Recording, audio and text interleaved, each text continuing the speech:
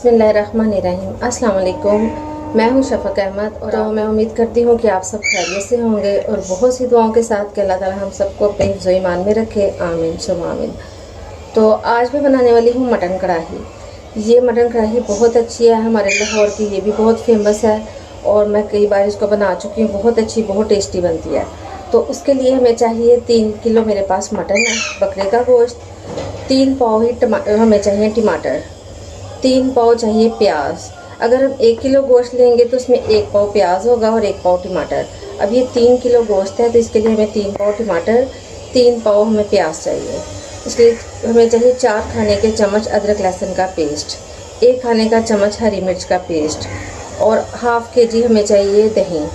और मसालों में हमें चाहिए 2 खाने के चम्मच सुरख मिर्च और 1 चाय का चम्मच कुटी हुई काली मिर्चें, 1 चाय का चम्मच कढ़ाई मसाला, कोई भी आप ले सकते हैं, नेशनल या शान कढ़ाई मसाला कोई भी, और 1 टेबलस्पून नमक, 2 टेबलस्पून सूखा धनिया, 1 टीस्पून हल्दी और सूखे मसालों में हमें चाहिए 1 टीस्पून ज़ीरा, हाफ़ टी स्पून काली मिर्चें, 2 से 3 अदद ये दालचीनी की स्टिक्स हैं, 2 अदद काली इलायची है, 4 से 5 अदद हरी इलायची है, एक जावित्री का टुकड़ा है और 3 से 4 अदद लौंग है और ये 1 चाय का चम्मच भुना हुआ कुटा हुआ ज़ीरा है। तो आइए वीडियो स्टार्ट करते हैं। मैं इसको लगाऊंगी प्रेशर कुकर और इसको हम प्रेशर में देंगे सिर्फ 5 मिनट, इससे ज़्यादा नहीं। तो सबसे पहले इसमें ऐड करेंगे ये प्याज।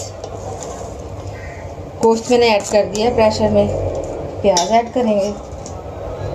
फिर हम डालेंगे अदरक लहसुन का पेस्ट और सूखे मसालों में हम ऐड करेंगे सूखा धनिया, नमक और हल्दी, बस। इसके अलावा हम कोई चीज़ इसमें ऐड नहीं करेंगे।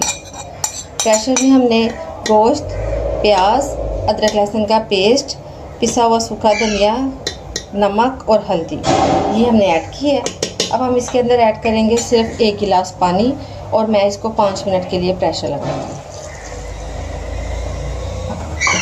अब मैं इसको 5 मिनट के लिए प्रेशर लगाऊंगी। हमने गोश्त को गलाना नहीं है, सिर्फ हमने अपने ये प्याज और तमाम मसालों को थोड़ा सा सॉफ्ट करना है और सिर्फ मैं इसको 5 मिनट के लिए प्रेशर अपने मटन को 5 मिनट तक हमने प्रेशर दिया है।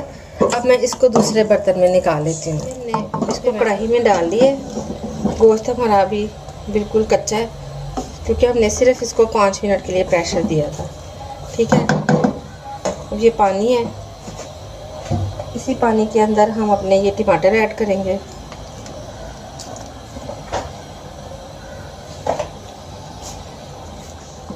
और अब हम इसको ढककर 5 मिनट तक के लिए पकाते हैं ताकि ये टमाटर हमारे थोड़े से सॉफ्ट हो जाए। फिर मैं आपको दिखाती हूँ। देखिए जी, टमाटर हमारे बिल्कुल घुल चुके हैं इसके अंदर और ये इसमें टमाटर ने भी अपना पानी छोड़ दिया। अब इसी के अंदर हमारा गोश्त चलेगा। मैं इसके अंदर ऐड करूँगी ये सूखे मसाले और साथ ही इसके अंदर हम ये जो खड़े मसाले हैं ये ऐड करेंगे।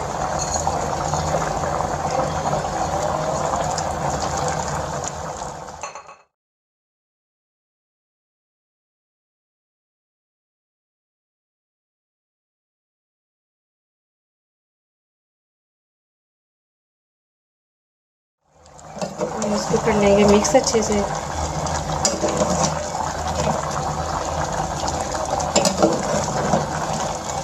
इसको अच्छे से मिक्स करने के बाद मैं इसको ढक दूँगी ताकि इसका पानी खुश्क हो जाए। हमने मसाले डाले थे।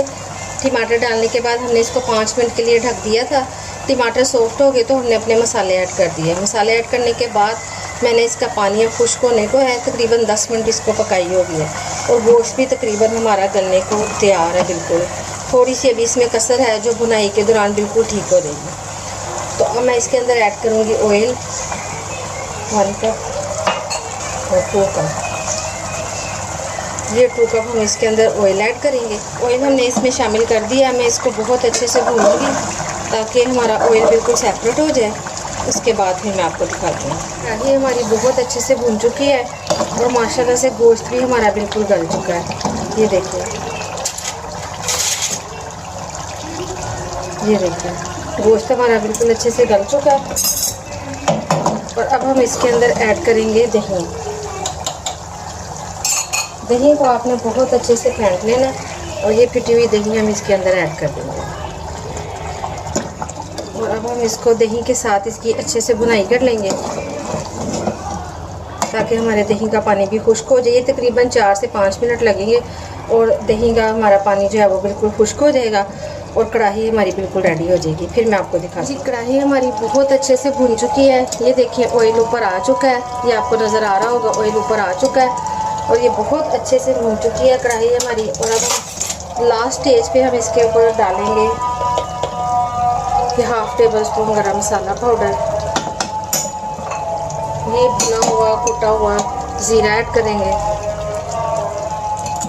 हरी मिर्चों का पेस्ट ऐड करेंगे